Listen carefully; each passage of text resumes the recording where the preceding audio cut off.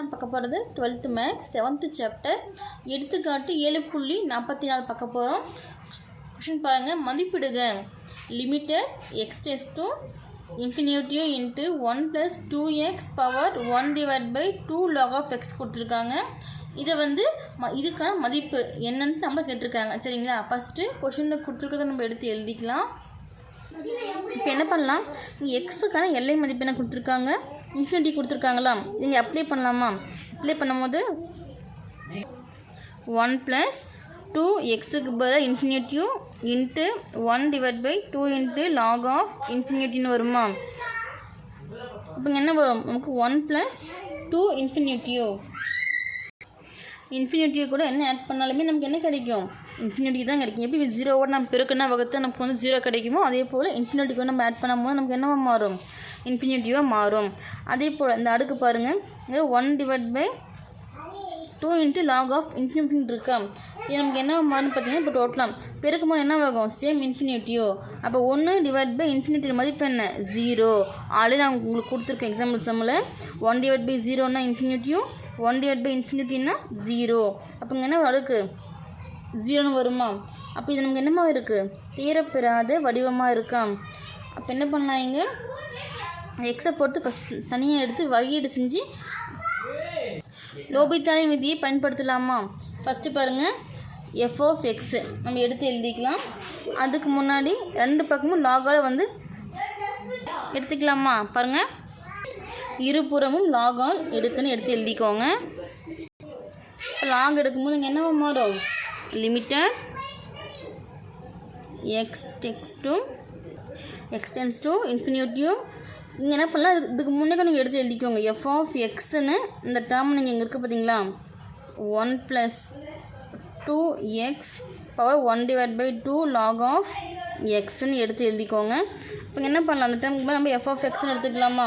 இப்போ லாக் எடுக்க போகிறோம். அப்போ என்ன பண்ணலாம், இருபுறம் லாக் போடும்போது log of f(x)ன்னு வருமா, equal same limited x tends to infinity அப்படியே வந்துடும்.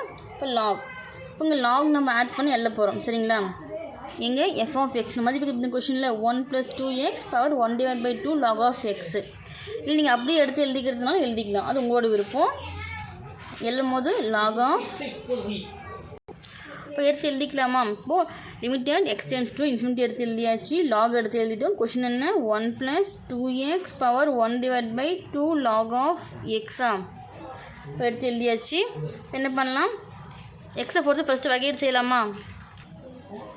ஈக்குவல் லிமிட் அப்படியே வந்துடும், limit x tends to infinity. First லாகை பொறுத்து வகையீடு செய்யலாமா? இப்போ லாக் ஆஃப் அப்படின்னு சொல்லியிருக்கோம், லாக் ஆஃப் எக்ஸ்னா என்ன வரும், 1/x. அப்போ இங்கே 1 + 2xன்னு இருக்கா, அப்போ நம்ம இது எப்படி எழுதலாம், 1/2 log of xன்னு வருமா? ஏன்னா அடுக்கை பொறுத்து ஒரு வகையீடு செய்கிறோம், அடுத்து கீழே கட்டாமல் பொறுத்து ஒரு வகையீடு செய்கிறோம். சரிங்களா? இன்ட்டு லாக் ஆஃப் 1 + 2x அப்படியே வந்துடும். சரிங்களா? இது பெருக்கலுக்கு இது. அப்போ எடுத்து எழுதும் போது limited x tends to infinity.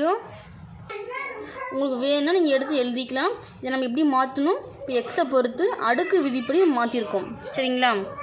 இப்போ பெருக்கல் இருக்குது, பெருக்கும்போது என்ன வரும், log of 1 + 2x / 2 into log of x. சரிங்களா? இப்போது நம்ம எல்லை மதிப்பு எக்ஸுக்கான இன்ஃபினிட்டி இங்கே அப்ளை பண்ணும்போது நமக்கு என்ன வரும், சேம் மேலே இன்ஃபினிட்டி /∞ தான் வருமே.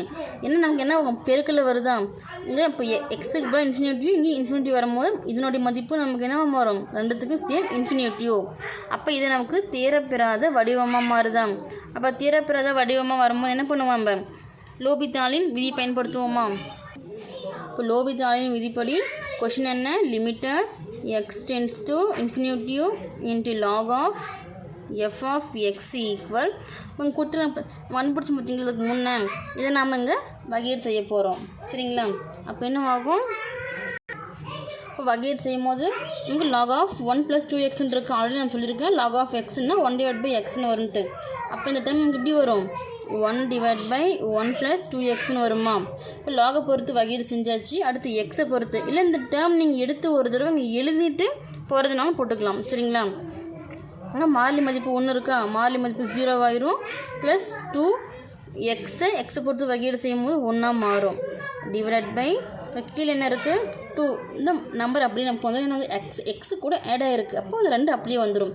Lock of x. இப்போ லாக் ஆஃப் எக்ஸ் அப்படின்னும் போது நமக்கு என்ன வருங்க 1 பை எக்ஸ்னு வருமா? பெருக்கல் இருக்குது, பெருக்கல் இப்போ இந்த டாட் வச்சு பெருக்கல் மீனிங். சரிங்களா? ஈக்குவல் இங்கே முன்னாடி லிமிட்டட் எக்ஸ் டென்ஸ் டு இன்ஃபினிட்டியோ. சரிங்களா? அப்போ லிமிட்டட் எக்ஸ் டென்ஸ் டு இன்ஃபினிட்டியோ என்ன மாறும் 1 divide by 1 plus 2x into இப்போ 2 இன்ட்டு 1 2 2 கூட 0 கூட்டினா 2 தான் கிடைக்கும்.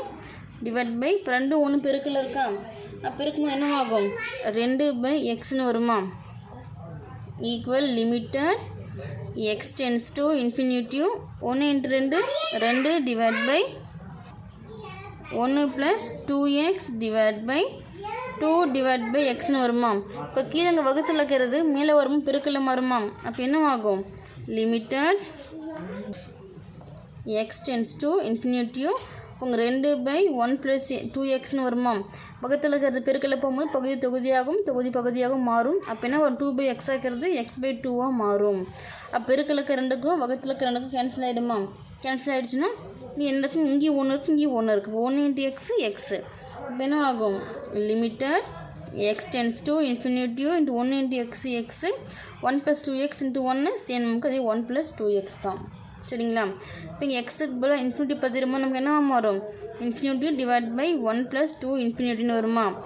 அப்போ நமக்கு என்ன வரும் மேலே இன்ஃபினிட்டிவ் டிவைட் பை இன்ஃபினிட்டியோட கூட்டும் போது மதிப்பு சேம் நமக்கு அதே இன்ஃபினிட்டி தான். அப்போ இது நமக்கு எப்படி இருக்குது தீரப்பெறாத வடிவமாக இருக்கா? அப்போ என்ன பண்ணலாம் மீண்டும் நம்ம லோபித்தா விதியை பயன்படுத்த போகிறோம். சரிங்களா? இப்போ மீண்டும் லோபித்தா விதிப்படி கொஸ்டின் எடுத்து எழுதியாச்சு. இதுக்கு முன்னே நம்ம லோபித்தா விதி பயன்படுத்தணுமா? கடைசியாக நம்ம வகையீடு செய்யும்போது என்ன கண்டுபிடிச்சிருக்கோம் இந்த டேர்ம். சரிங்களா? நீங்கள் எடுத்து எழுதிட்டாலும் சரி இல்லை அப்படியே இங்கே பார்த்து நீங்கள் வகையீடு செஞ்சுக்கிட்டாலும் சரி. எக்ஸை பொறுத்து இந்த டேர்ம் பாருங்கள் எக்ஸை பொறுத்து வகையீடு செய்யலாமா? அப்போ limited x tends to infinitive இப்போ எக்ஸை பொறுத்து வகையீடு செஞ்சால் என்ன வரும் எக்ஸை கொண்டு வகையீடு செய்யும் போது மதிப்பு 1 டிவைட் பை இங்கே மாறிலி மதிப்பாக இருக்குது. அப்போ மாறிலி மதிப்பு 0 ஆயிரும். ப்ளஸ் 2 இன்ட்டு எக்ஸை கொண்டு வகையீடு செஞ்சால் மதிப்பு 1.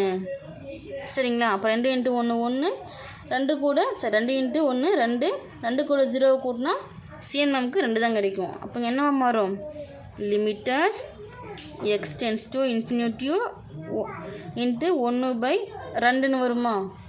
இங்கே நமக்கு எக்ஸ் நமக்கு இல்லை. அப்போது இதனுடைய மதிப்பு நமக்கு என்ன 1 பை 2ன்னு வருமா? இது எதுக்கானது limit x tends to infinity into log of f of எக்ஸோட மதிப்பு இது. சரிங்களா? இப்போ என்ன பண்ணலாம் இப்போ லாகையும் இந்த லிமிட் மாற்றி எழுதிக்கலாமா? இடம் மாற்றி எழுதும் போது log of limit x tends to infinity f of எக்ஸ்னு வருமா? Equal 1 divide by x. சரி 1 டிவைட் பை 2. இப்போ என்ன பண்ணலாம் மடக்கை விதிப்படி கீழே எதுவுமே இல்லைன்னா கீழே வந்து இருக்கிறது அர்த்தம். மடக்கை விதிப்படி இருக்கிறத தான் நம்ம அடுக்கு விதிக்கு மாற்றும் போது நமக்கு லாக் கேன்சல் ஆகிடுமா? அப்போ இங்கே இருக்கிறது நமக்கு சேம் இந்த பக்கம் மாறி வந்துடும். அப்போ என்னவாகுங்க limit x tends to infinity into f of x equal e power 1/2ன்னு வருமா? இப்போ எஃப் ஆஃப் எக்ஸ் நம்ம என்ன எடுத்திருக்கோம் 1 + 2x power 1 divide by 2 log of x எடுத்துருக்கோமா? இப்போ இதுக்கு பதில் அதை நம்ம மாற்றி இங்கே எழுதும் போது limit x tends to infinity into 1 + 2x power 1 divide by 2 into log of x equal இப்போ இப்போ 1/2 ரூட்டோட வேல்யூ என்ன 1/2. அப்போ இந்த 1/2க்கு பதில் நம்ம அங்கே ரூட் அப்ளை பண்ணிக்கலாமா? இப்போ ரூட் ஆஃப் இ. சரிங்களா? ஃபைனலாக எடுத்து எழுதிக்கோங்க.